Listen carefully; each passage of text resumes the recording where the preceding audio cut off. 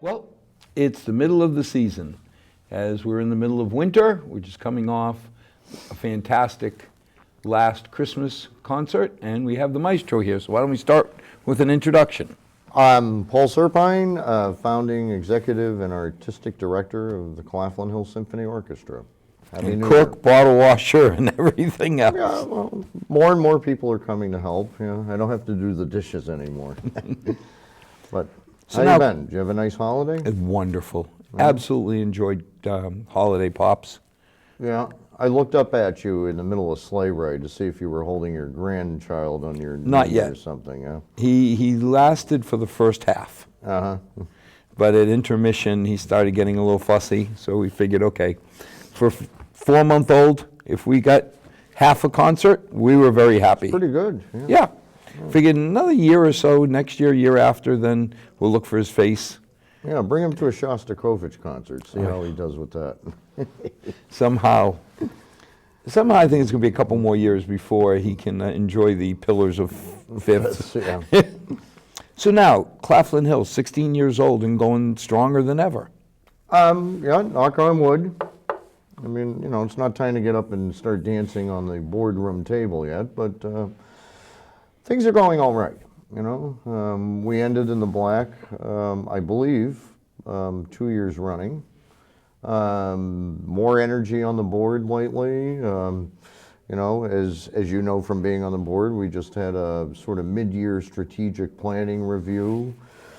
People coming up with new ideas. We're talking about, you know, we're at this point where things are at that comfort level where, you know, the musicians aren't waiting 2 months to get their checks after a concert.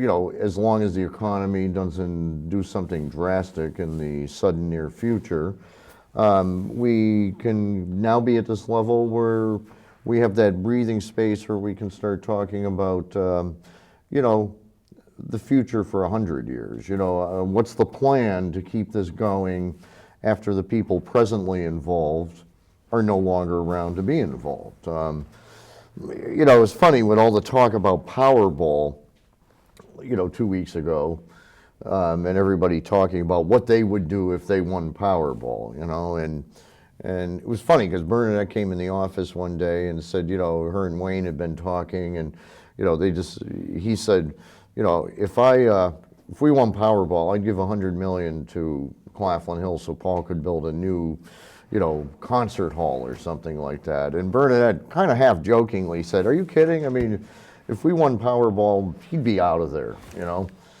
And I said, come on, are you kidding me? I mean, what do you think I'm doing here? Did you think I'm just doing this for something to do and keep me busy until I die? You don't walk or away something? from 15 plus years No, of I dedication. mean, the whole point is, you know, it started off 15 years ago as something just to try and create work for the moment, you know. I'm a musician. I needed to work as a musician. And you have those unreasonable family members who want to eat. Well, yeah, and, you know, it's not like there's lots of jobs out there. So, you know, I, together with a bunch of other musicians that I had started to meet, you know, I figured let's start our own job. And, you know, because it's Milford, it took hold and is increasingly well supported and has been welcomed and valued in the community. But, you know, in a sense, and I was just saying this the other day, I mean, this is hopefully going to be proof that I existed 100 years from now, you know, instead of some marker in a cemetery somewhere or on a wall in a mausoleum where they store your ashes urn or something, you know, and nobody ever looks at it. I mean, you know, Claflin Hill can be a living memorial to the people who were involved in it right now, that they started something, you know, kind of like the hospital, you know, 100 plus years now, and an amazing, well-respected health institution throughout the Commonwealth and the country. What do you think about Think of those people that started it, you know, around a table in Hopedale, you know, led by the Draper family 100 some years ago. And, you know, did they know whether or not they could keep it going? Did I know in the year 2000? Did I know there would be a recession as soon as we got underway? But, so, like I said, cautious optimism. Though I've always been an optimist, otherwise I wouldn't have done this. But again, when I say the symphony is alive and well and stronger than ever, it's still not like there's a lot of money.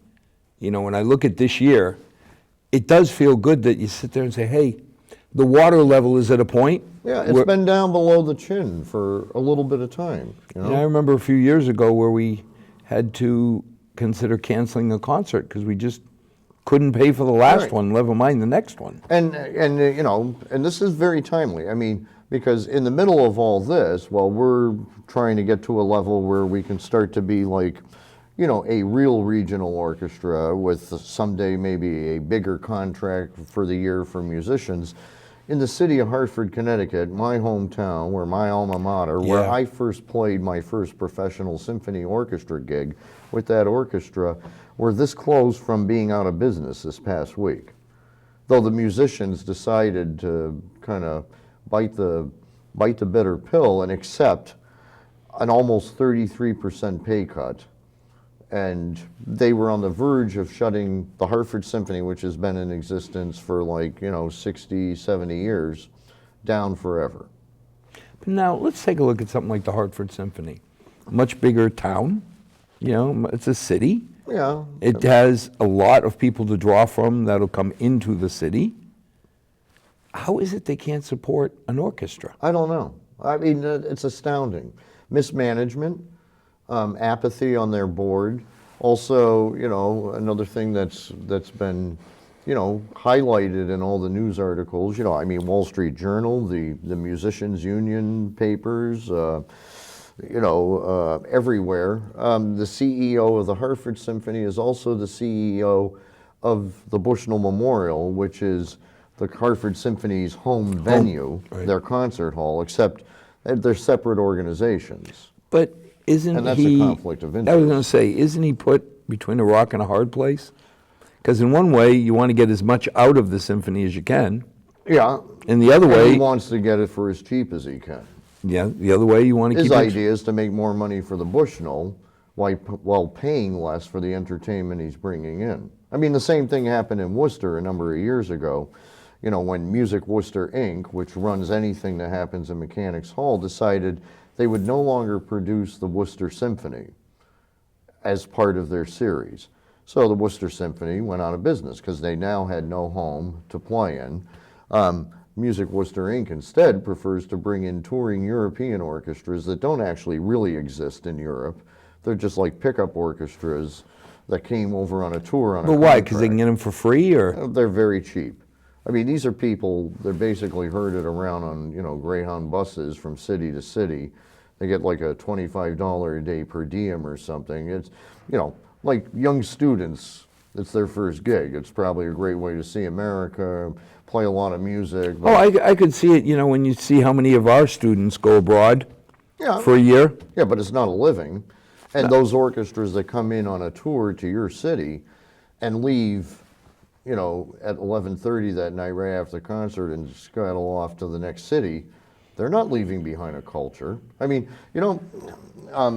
here's another thing. And by the way, before I forget, I should give a great shout out to Milford TV anyways, because the stuff that, everyone has been able to see on Milford TV that they're producing about the symphony is extraordinary. I just saw a couple of the clips. Yeah, well, the thing that Tim Cowett did, I mean, he's done two of them so far, highlighting one of our musicians. He did one with one of our cellists, Brent Selby, and just this past week, Eric Lederber, our founding principal trumpet player, who is amazing.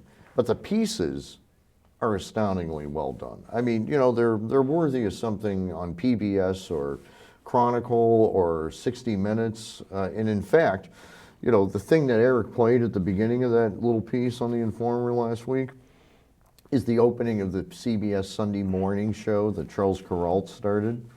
That was recorded by, I think, Wynton Marsalis.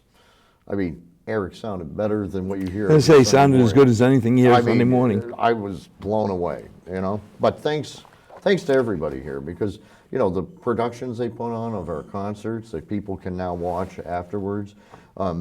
The working together in the social media with Facebook and YouTube and all that stuff, I mean, it's really making a difference. You know, this year we sold out holiday pops for the first time ever.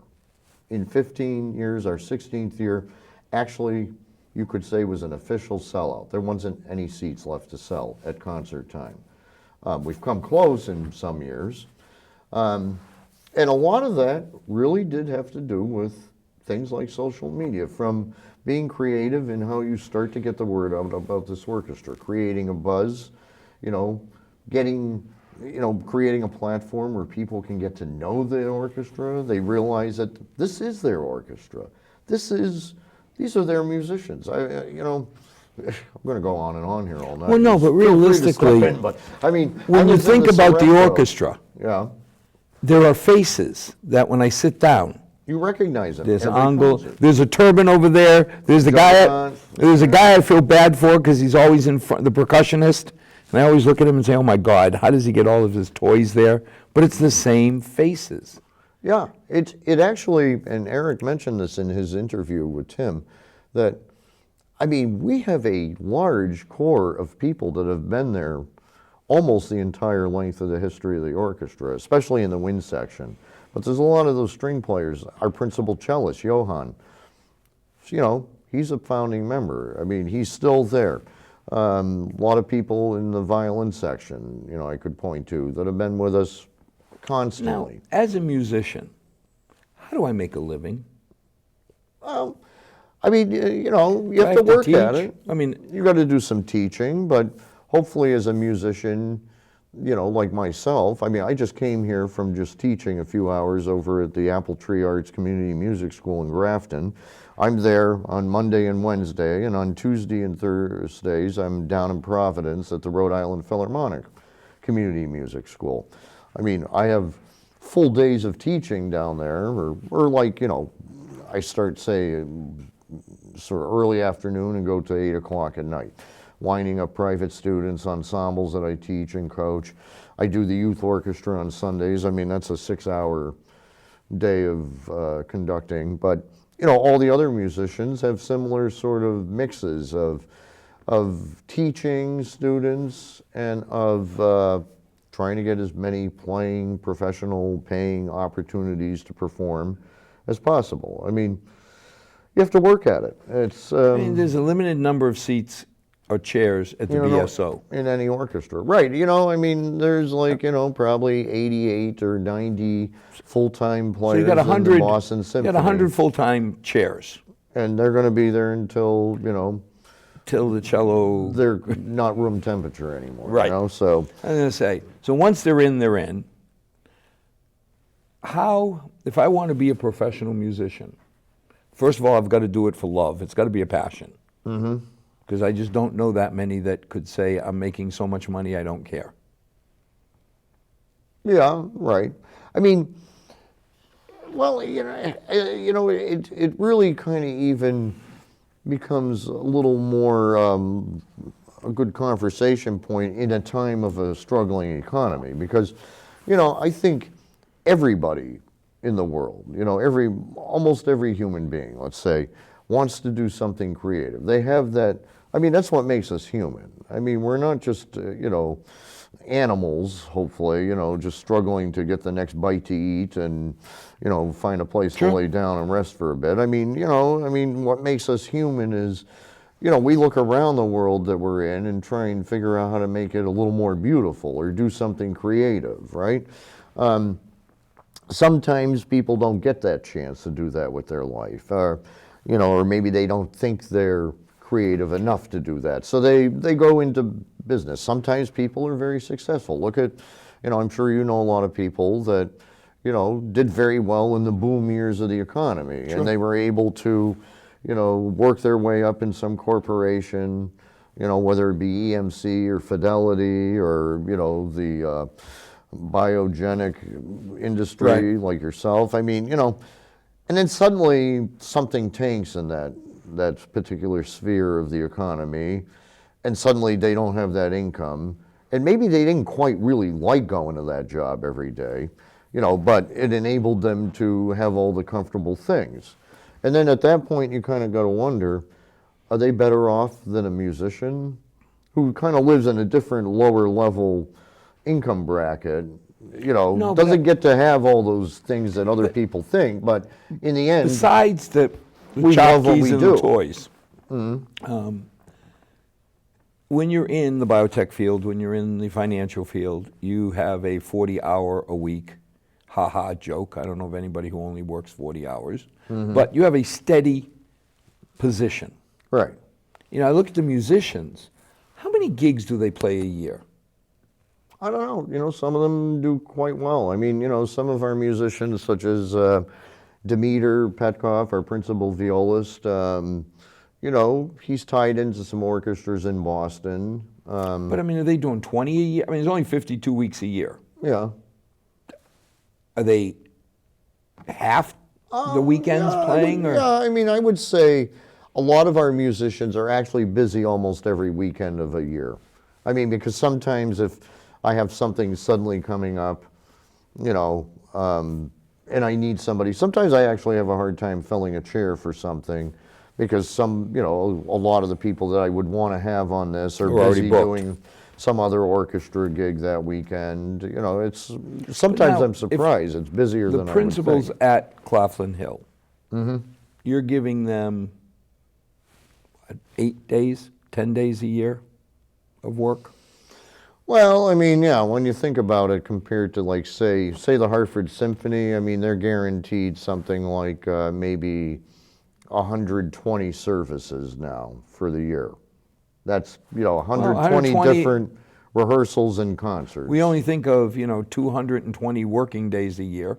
Okay, so that's that 50%. Wasn't too bad. I mean, they're cutting that back now. But I mean, we have, let's say, 5 major symphony concerts that each of those has 3 rehearsals attached to it. So there's 20. There's 20 services. Okay. Some of them play in the summer winds during the summer, so they'll get, like, we did 6 concerts and 2 rehearsals. But they'd have to stitch together, I guess, 4 or 5 Claflin Hills. Yeah. Well, and that was my design when I sort of got into this. I was thinking, I mean, I know I'm not providing them a living, but, from their week of work at Claflin Hill, they'll go home with a check that's going to pay some part of their expenses this week.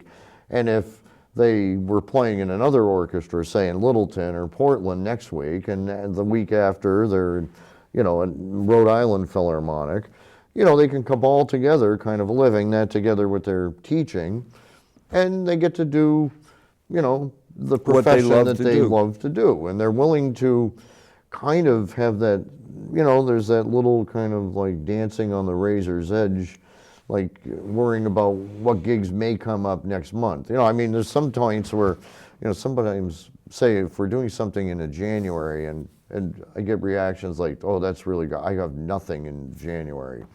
There's months where you don't have any checks coming in from playing because it's a downtime, I mean, now we're doing a chamber concert in January, but we moved our symphony concert into February this year. So, I mean, in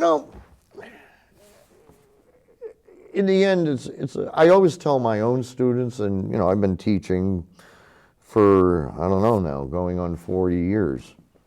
And I've had a lot of really amazing students over the years. I mean, our principal clarinet at Claflin Hill was one of my greatest students ever. But, when you have a student who's in high school and is playing really well, and you start that conversation about where they want to go to school and what do they really want to do, and I've always said to them that, I mean, choosing to go into music, number one, your parents better be totally behind you because you're going to need their help for a long time. Number two, if there's anything else in your life that you like to do equally as well, because you'll have some kids that say, well, I love math, but I love playing too, It's like, well, then go into math or engineering or something, because, you're going to have to go through a period of 10, 15 years where it's so meager and depressing trying to be a musician. It's not even the compensation. I mean, think about it. When do you most want to get together with friends? Well, it's on weekends. Yeah, that's another thing. You know, you think about Yeah. it, Well, weekends. Yeah, and when do musicians work? Well, when everybody's getting we want together to with go to their the friends. symphony. I don't really remember the last time on a Tuesday night I said, I want to go to a symphony tonight. Of course, there are symphonies, like BSO do weeknight concerts and so on. But yeah, I mean, a lot of the orchestras like our level are weekend things because that's when people Are available. want to go out and enjoy things.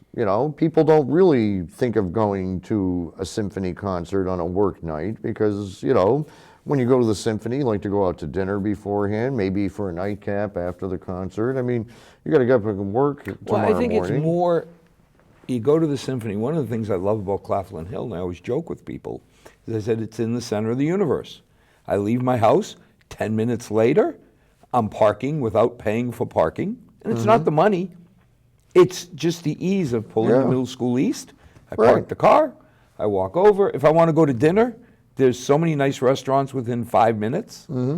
If, as we're talking at intermission or after with friends, we decide let's go for a drink, we can go for a drink and still be home at a very reasonable hour. No, I know. It really, as I was watching the piece on Eric, it actually, kind of came home to me what an amazing thing we've built. I mean, it is kind of a cool thing, and we don't really sit around looking at that aspect of it that often, but that, here's a community that really is coming on board to support it. I could actually feel almost a palpable spirit of expectation this fall of people. I can't wait till the symphony season begins. I heard that a lot from people. When's the first I can't wait till the season starts. It was like, it's kind of cool. And that you can do things, and this is your community, and you're doing it within your community. You don't have to leave town to do things. Well, the other thing, too, is, I mean, I wouldn't say Claflin Hill is recession-proof, because as 75% of our money comes in from donations. It's absolutely not. But when you start thinking about it from a personal point of view, if I want to expose my children, my family, to a symphony, and the economy's gotten tight, I mean, it's no small investment.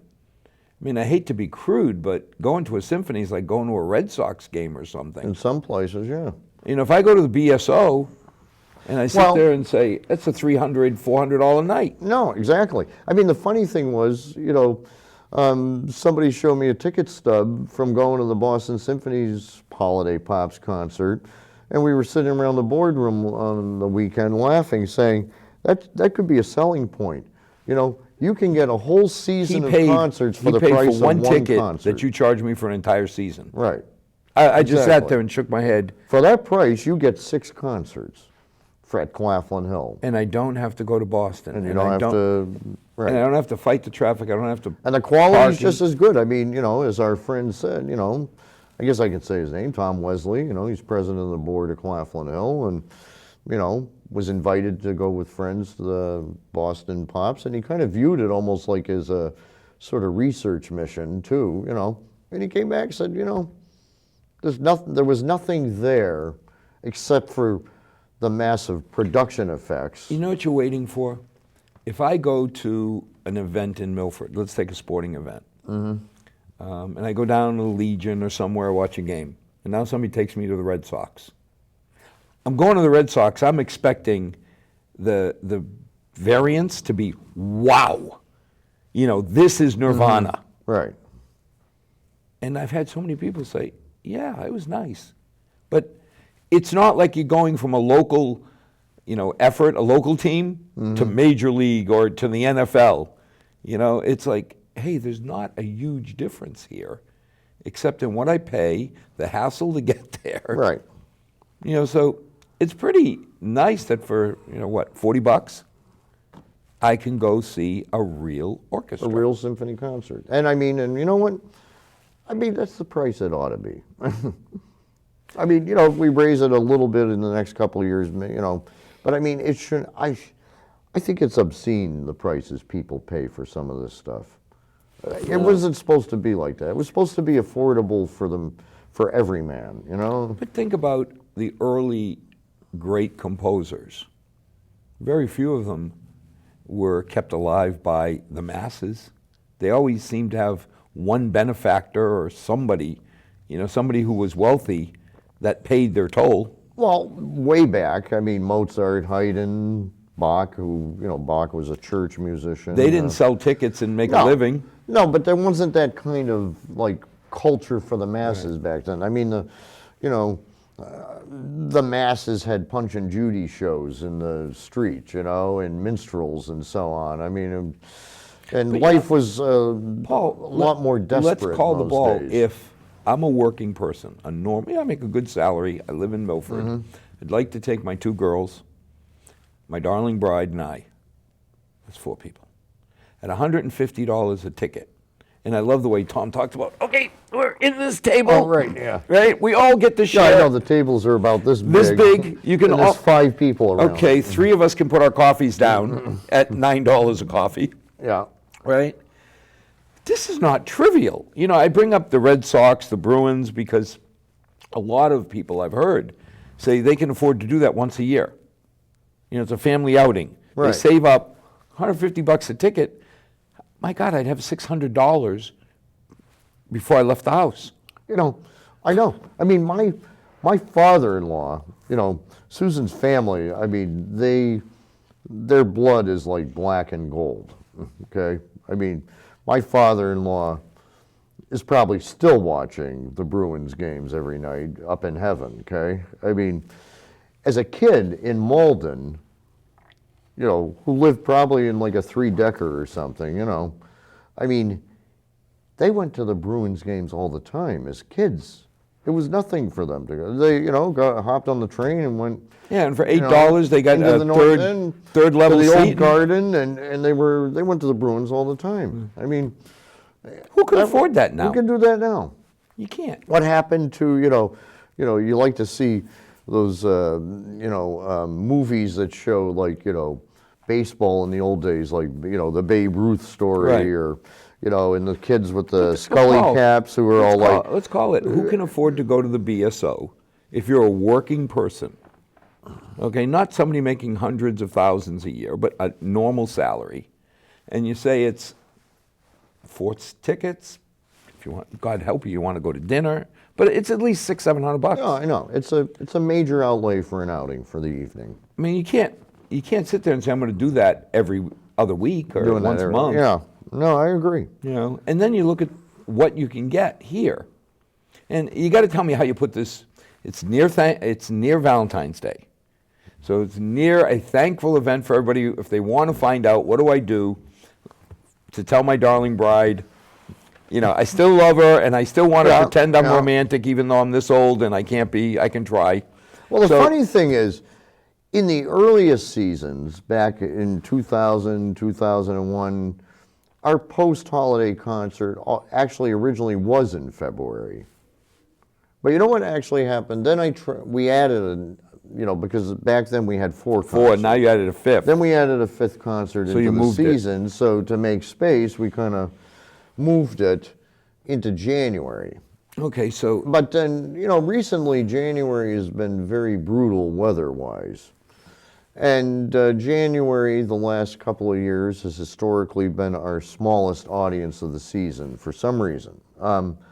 Could be 8 inches of program. snow one night. I mean, last year it was 9 degrees outside on the night of the concert at 7:30 p.m. And, there were 12-foot-high piles of snow on the sidewalks. So, I mean, one idea that we had this year was to try and move it a few weeks. I love the idea. I don't know if you can have bad weather in February thanks too. that you give me an excuse for Valentine's Day. But that there also it is. worked out nicely, and not to do it on Valentine's weekend, because I think Too much going on. there's a lot going on, and probably if you're really trying to do a romantic Valentine's event with your significant other, you probably are going to spend a whole night in a restaurant, not sitting quietly for 3 hours in a concert hall. But, so we're doing it on February 6th, but hey, that's close enough. And, Close and we enough to designed this Valentine's great Day. program all around, sort of like romanticism and 2 out of 3 Valentine's. I'm buying. I got to talk, you got to help me with the third, but Romeo and Juliet. All right. You got 2 different composers involved. Yeah.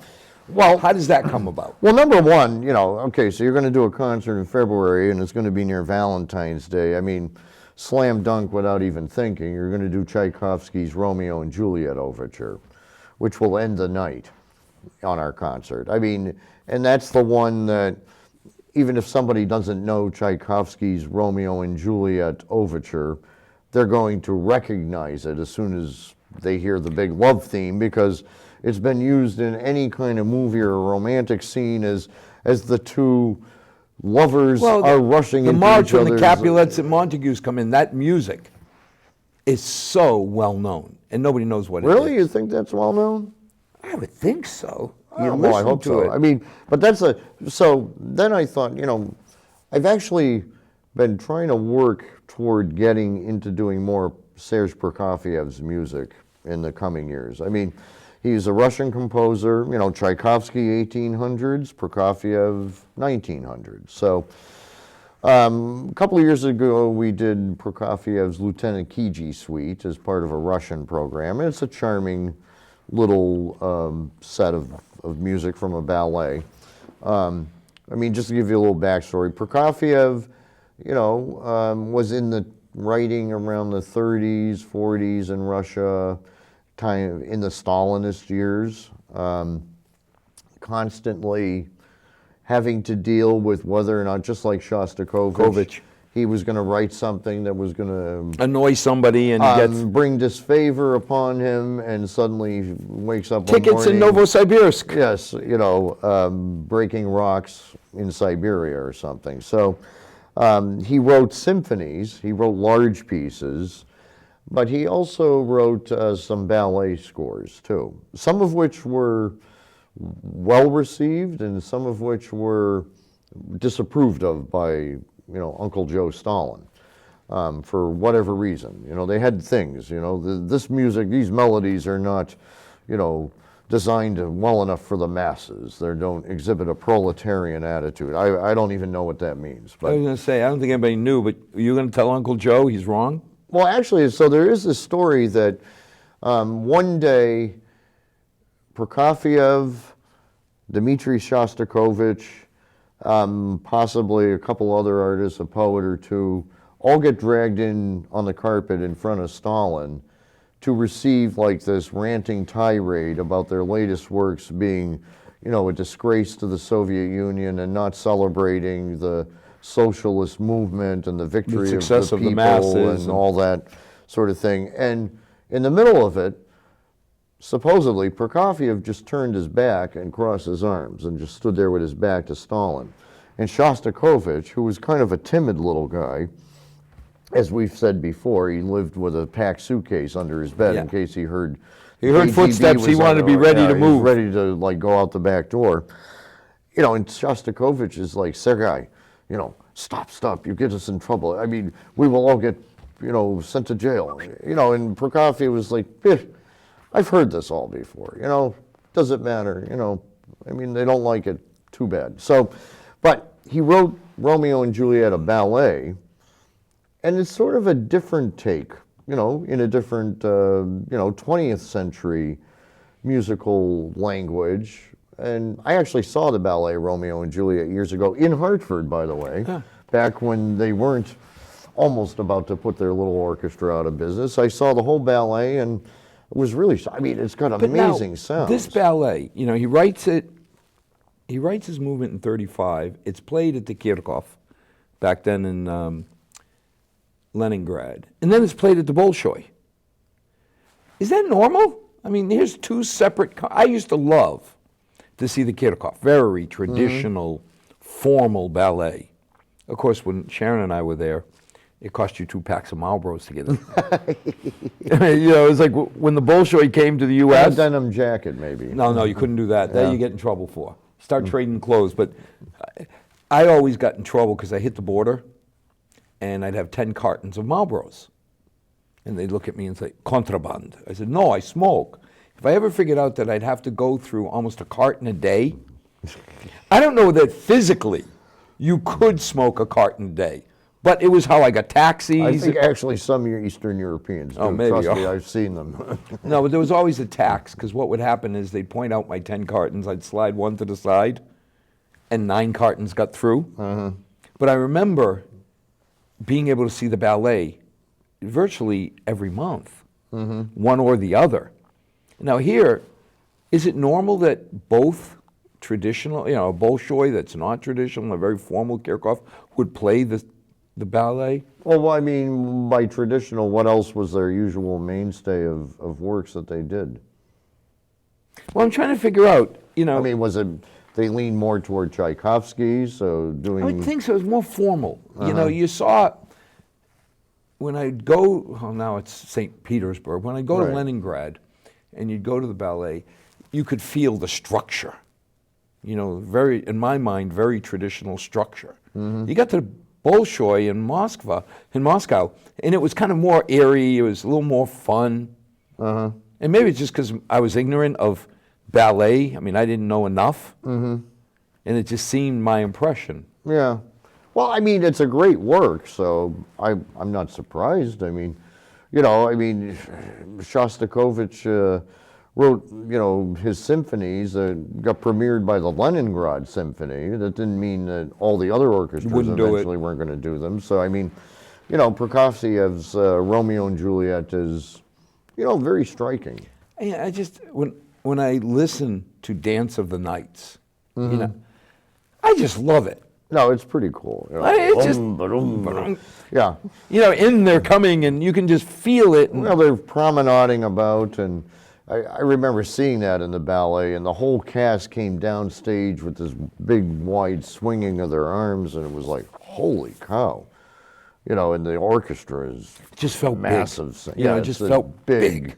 It's almost like music for dancing Kodiak bears or something, I mean, it's got that big Russian feel, everything big, but, and it's got these beautiful moments. I mean, Prokofiev does some really striking sound landscapes. I mean, he'll have this massive chord that's almost kind of grinding on your ear in this tense moment, and it suddenly stops, and you're left with the high strings doing this shimmering sound. Sometimes it's all I like feel you're like floating in outer space. I'm in this deep forest, and just when I think I'm not going to get out, I come out of the trees and there's a valley. Yeah, and it's all open.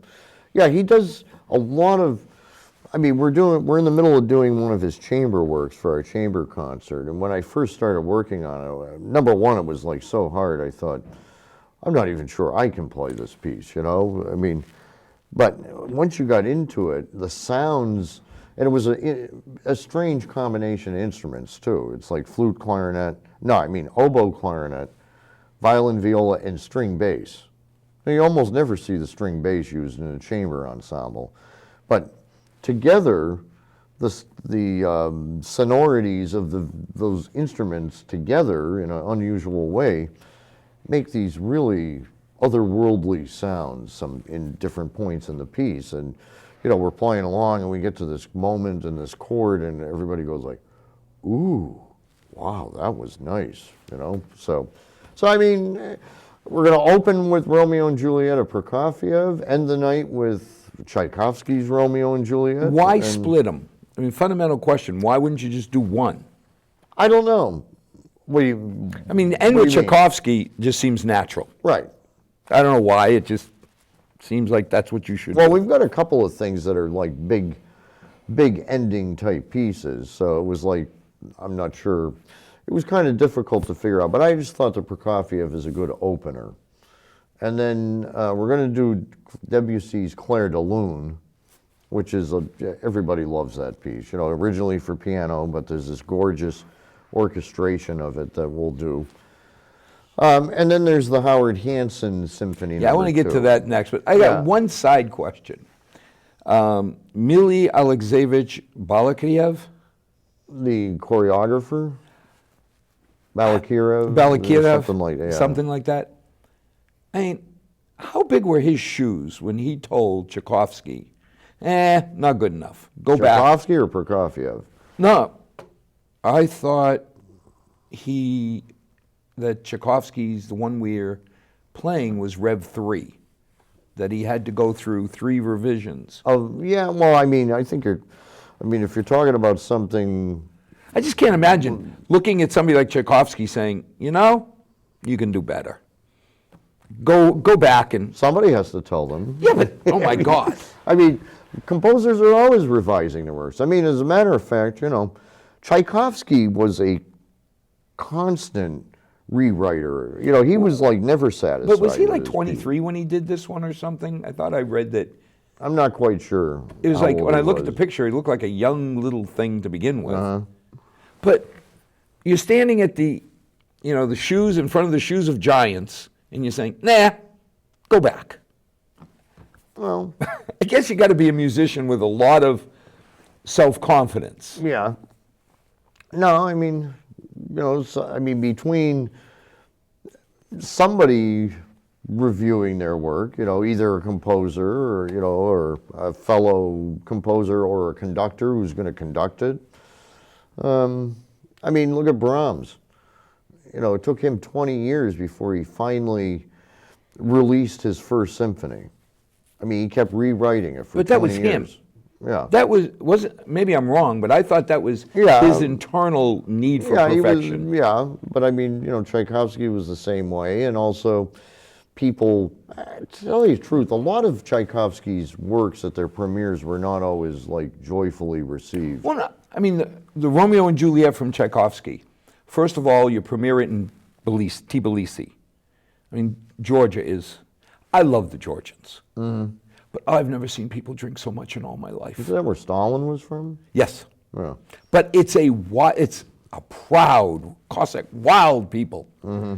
And you go down there, and when I was with Waters, you had to fit in. They put a bottle of Georgian cognac in front of you. The naive kid from Milford thought, okay, I'm the guest, I'm pouring, till I understood enough Russian when they told me, I said, what do you mean that's my bottle? Well, you drink till the bottle's done. Oh my God, I'm gonna die. But then you hear, okay, they took Tchaikovsky's version to Vienna and they got booed and hissed. Yeah. Huh? Tchaikovsky had kind of a up and down kind of career as far as some of his things that today we think are great works. Whether Fourth Symphony was really, happily received. His Sixth Symphony got like a sort of golf clap at the end of its premiere. And he went home and drank a glass of unboiled water in a cholera epidemic, and he was dead in 2 days. So, you sit there and say, they can say what they want. But here we are, 70 years later. We still remember him. Mm-hmm. We still talk about his symphonies. They're still played. That's another interesting thing in talking about Prokofiev, because my first experience Prokofiev as a kid, every year at the holidays, as part of my Christmas list, I was like in 10th grade probably, and starting to study serious clarinet things and working on orchestral solos that, you hope someday you'll get to play in an orchestra. And, I don't know if you ever heard of this department store. It was like the Filene's of Connecticut, G. Fox and Company. And they would have this full-page advertisement in the Hartford Courant at Christmas time of their record sale.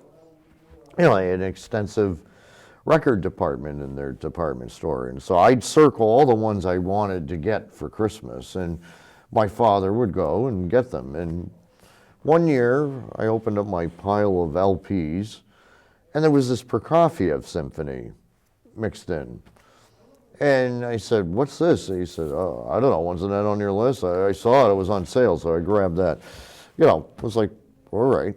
So I put this thing on the turntable eventually at some point in the next few weeks, and it was like the most unusual orchestral sound I'd ever heard as a young listener. Yeah, and to our young listeners, the one or two we have, when Paul mentions the turntable, that's an analog version of a CD player. Right, yeah.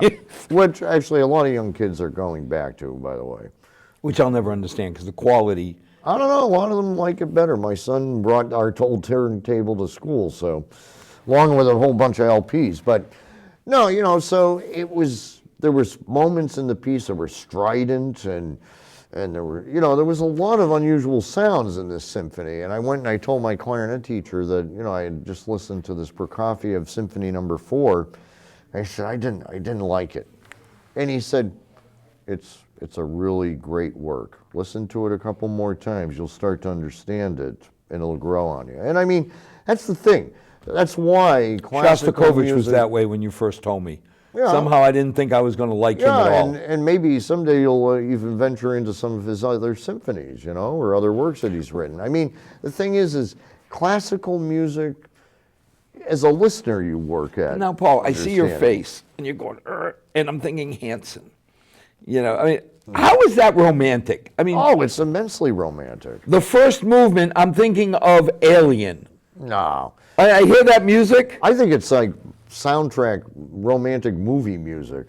I mean, number one, he wrote it, as you know, it was a commission from the Boston Symphony Orchestra that commissioned composers to write things for their 50th birthday in 1930. It was 1930. And as a matter of fact, Stravinsky wrote his Symphony of Psalms for them as part of that, and Hansen wrote this.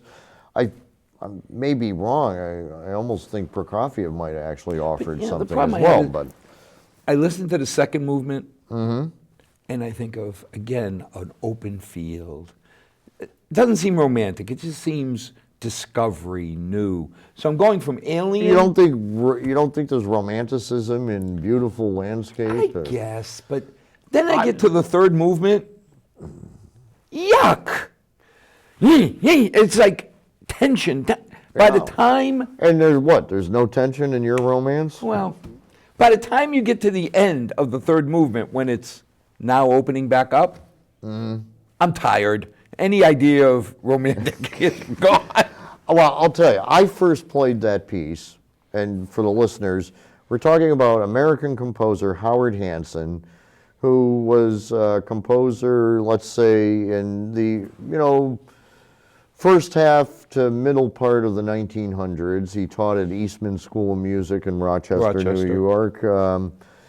He wasn't a very prolific composer. There's not like tons of things that he's written that I can put my finger on. But I played this when I was in youth orchestra in Hartford, Greater Hartford Youth Orchestra. I was a sophomore. It was my first year in the orchestra. And I just thought it was an amazing piece of music. I mean, it had all these moments of turbulence, elements, and then suddenly calm down, and there's these beautiful, lush melodies. There's this beautiful horn. I'm walking through the valley. Walking through the valley, things are nice. I mean, and I sat there every week in rehearsals to learn this piece in the youth orchestra, and we're going to play it in a concert. And I was almost making up my own little romantic story line, to go along with the music. I mean, there was these moments of struggle. I mean, in the last movement that you talk about, it's almost like it's at war. Paul, I'm starting to feel more sympathy for Susan. If in the third movement you're thinking of romantic when this thing is going, Well, it's like maybe the couple is apart and he's at war, and will he come back, and will they ever see each other again? It's that kind of romantic tension. Okay. And at the end, it comes back to the main love theme, and it's all happy and triumphant. I was spent by then. Spectacular. I got to tell you, I was spent. Well, Kind of felt like you bring on the planets, bring on Mars, and tell me, yeah, it's romantic afterwards. I mean, I don't. well, actually, romance isn't just about, like watching a romantic movie with Hugh Grant and somebody else or something. You know, romance as in the term romantic period of art, romantic period of literature, you know, was an expression of all of the emotions of life, which wasn't just love. It was struggle, it was tension, it was self-doubt, it was... And I'll give it to you that how many times I've said, you're putting what and what together, and yet when I go there, works pretty good. it all seems to blend beautifully. Yeah. So I have no doubt they'll fit in. But when I think of Dance of the Knights versus this, no. There's no doubt in my mind I'm going in prejudice. And the funny thing is Prokofiev and Howard Hanson, you know, I mean, those two works were written at roughly the same moment.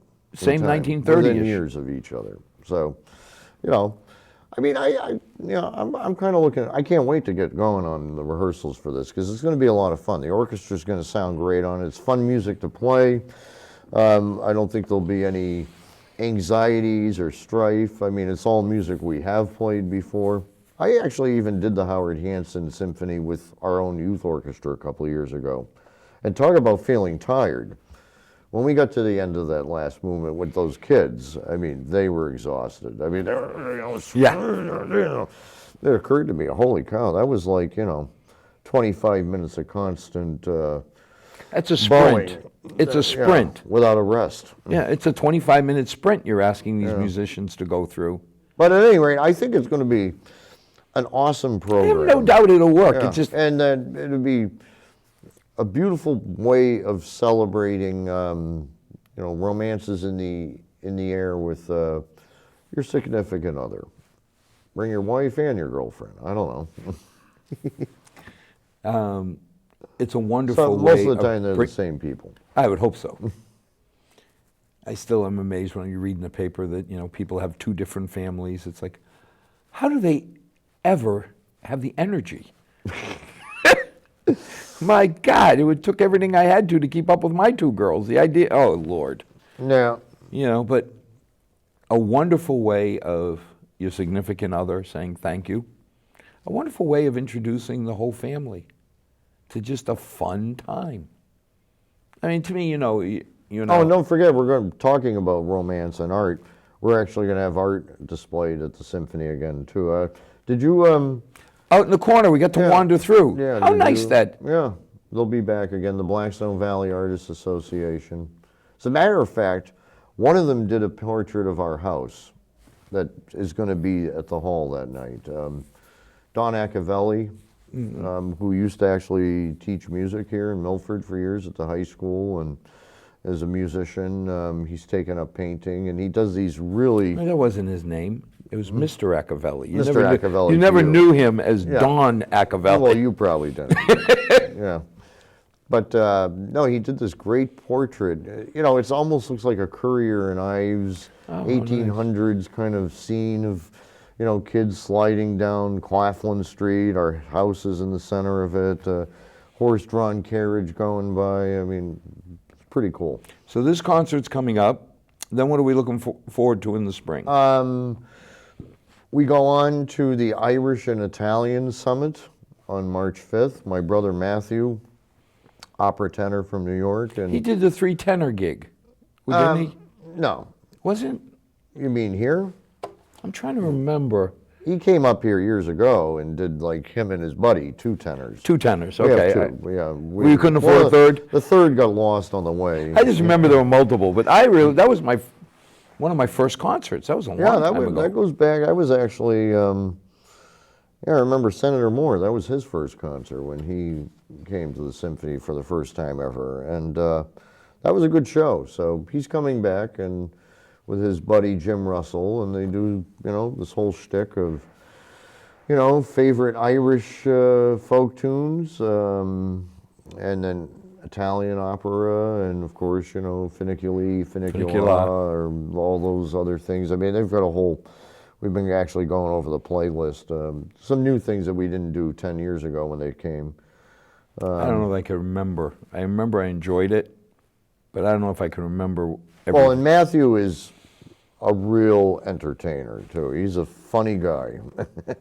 I mean, he's a character. So I mean, it's not just great singing. I mean, he pretty much puts on a floor show, you know. So and then we'll be ending the season in April with I forget what we're calling it now. American Dreams.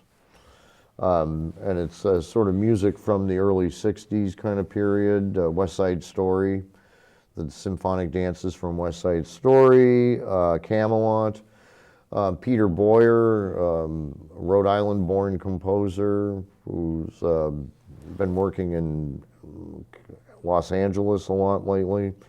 He was a Grammy-nominated composer for his Ellis Island, which we did. That was before your time. We did Ellis Island, Dream of America. That was one I never saw because. And he wrote a piece called The Kennedy Brothers, The Dream Lives On. So it's for narration, you know, fragments of the various speeches of John, Bobby, and Ted, and also the Cafe Sorrento's own Sinatra. Tommy Gatorna is coming back to sing. We're going to do a whole set of Jerry Seco arrangements of Sinatra's greatest hits. That had to be the funniest thing when we first came back and we sat down and I saw Jerry Seco and I looked at my darling bride. I said, he played my prom. You know, it was amazing when you come back to Milford after you've been gone for, you know, for us for 10 years and there's Jerry Seco. He's still here. I know. And here it is 20 years later, he's still here. There's a lot of people that go to our concerts that remember Jerry played at their wedding or something, you know? I mean, the Bruces, I think, he played at their wedding. He played at a lot of people's high school proms, at weddings, and he's still working. And times have changed. I think his Jerry's age is a secret. It's a state secret, so I'm not even sure. But when we look at image, no ponytail? Who? Me? What prompted the change? We didn't talk about that on the first show? We never did. Well, I was just kind of getting tired of it. Plus, you know, again, it goes back to Milford TV. I look at some of the TV broadcasts and the shots from behind. You know, I had this ponytail, but I could see that actually I looked quite bald on top. Well, we all look quite bald with these lights. And I just started to think it was looking a little silly. And then, like I said, I was kind of getting tired of having to fuss with it, and so was my wife. One night we were about to go out to eat at the Sorrento, and as we're going out the door, Susan said, "Oh, your hair is a mess," and she starts kind of fussing with it. And I said, "You know, I've been kind of thinking... It's time." It's time. And she said, "You know, the funny thing is," because that was in July, and our son Josh was out at Fort Knox doing an Army officer training month out there, and we were going out the next week to see the graduation from that, you know. And that had crossed my mind too, about, you know, going to visit a U.S. Army post, in all respect, whether it was appropriate to have a ponytail or not. I mean, I'm not Either way, but we like the old ponytail, we like the new corporate Serpine. This is so easy, you know, and I like it. I mean, people were in shock when they first saw it. You know? Well, as always, we've talked about some of the jewels in Milford. I have never been happier than to have the opportunity to expose my daughters and to enjoy myself, but really to have the whole family go down and in an affordable way see incredible quality music. Music that I normally, you know, once a year we'd go into town. Here for the price, you know, it's a joke, but for the price of one ticket, you get a whole season. So congratulations. Let's keep it going. And let's keep it going because when we say it's the strongest year ever, it just means that I've seen the level kind of go to here where we can actually pay and think we can pay. You know, we're still not at the level that we'd like to be, but anything you can do to support the Claflin Hill is always appreciated, and I think you'll really get something out of it. So as always, to our 6 loyal viewers, good night, may God bless, and may tomorrow be a better night than tonight. Good night, Milford. Good night, Milford.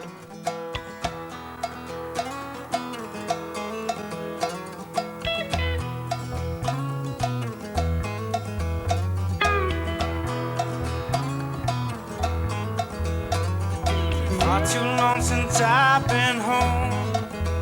Been running all my life just